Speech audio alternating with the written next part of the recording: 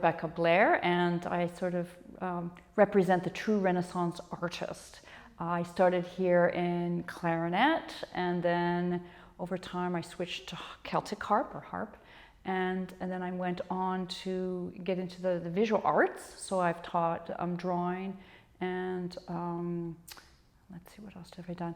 It's a whole range. It's like this evolution. And so from the drawing, I've done painting.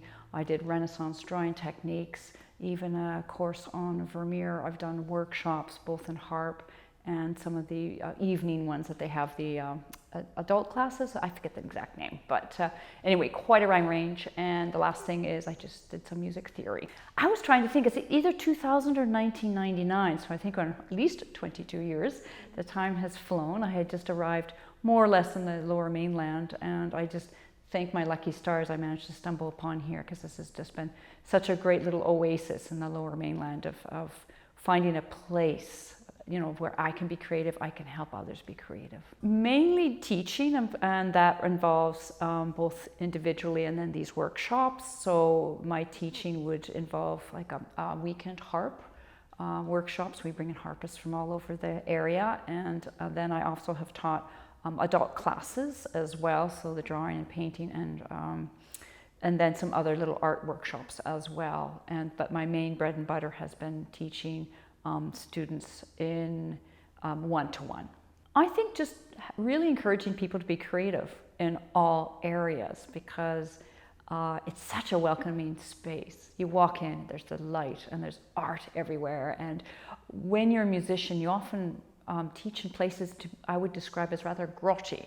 There's sort of basements and there's no visuals or anything. And to walk into here, you've got the art and you have the music seeping through the doors, and children in little tutus running around. It just makes it really great.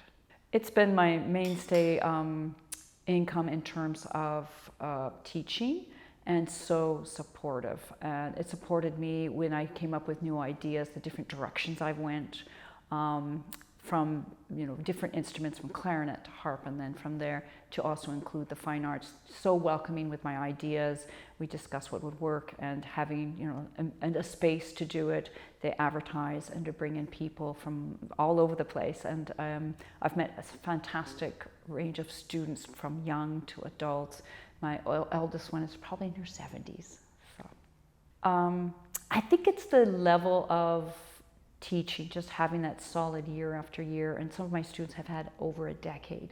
So having that arc of development of teaching techniques, and then also I've had the opportunity to perform just about every year in some capacity here, so performance as well in that professional space, and just to expand my creativity in terms of teaching. And I even have been developing my writing. I'm working on a writing project that I started through some classes here at Place des Arts in the fine arts.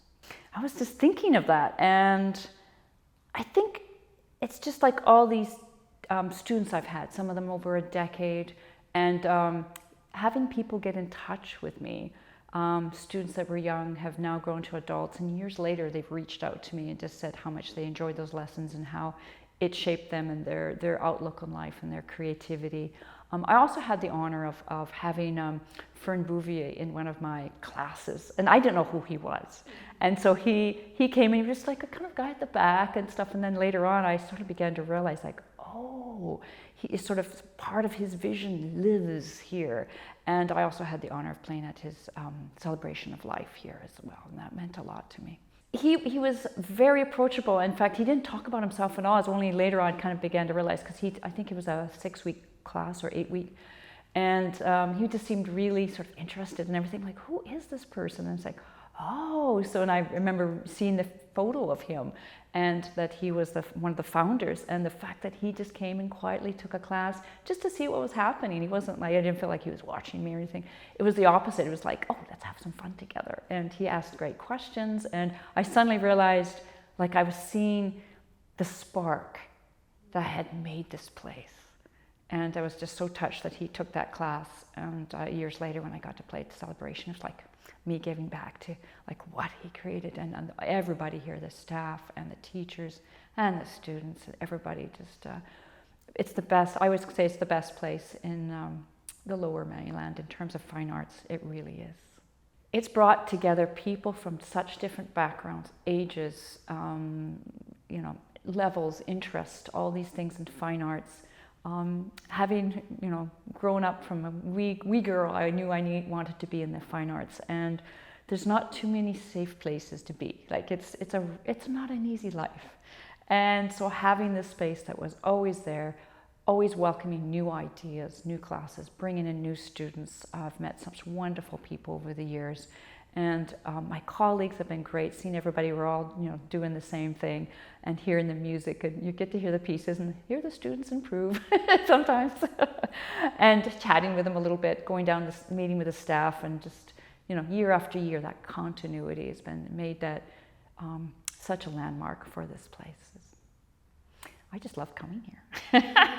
And just the light space that it is, it's that open, those, the light that you walk in as soon as you see the atrium and what new art is there. I'll get set up for class, and then I go usually do a tour if there's a new show. I would say Place des Arts' legacy is that openness to creativity and creating a safe space in which for everybody to explore. Part of my biggest struggle for adult students in particular is allowing them to feel like they can be creative and not judgmental of their own work. And so I love it when you see them forget about whether what they're making is good or not, as instead just to be in the moment. So to be very present, because we don't have enough of that these days. And when you see them kind of let down their guard and just get into it, this is the space that this allows. I would say look around you and find out what potential there is. That's not just the straight and narrow. That see where you can grow, where would you like to do, and would you like to do workshops, or maybe expand, integrate your arts with someone else, collaborate, or the sky's the limit. So don't just limit yourself to where you're starting from, but this is a place that's a catalyst, artistic catalyst, and to take full advantage of it.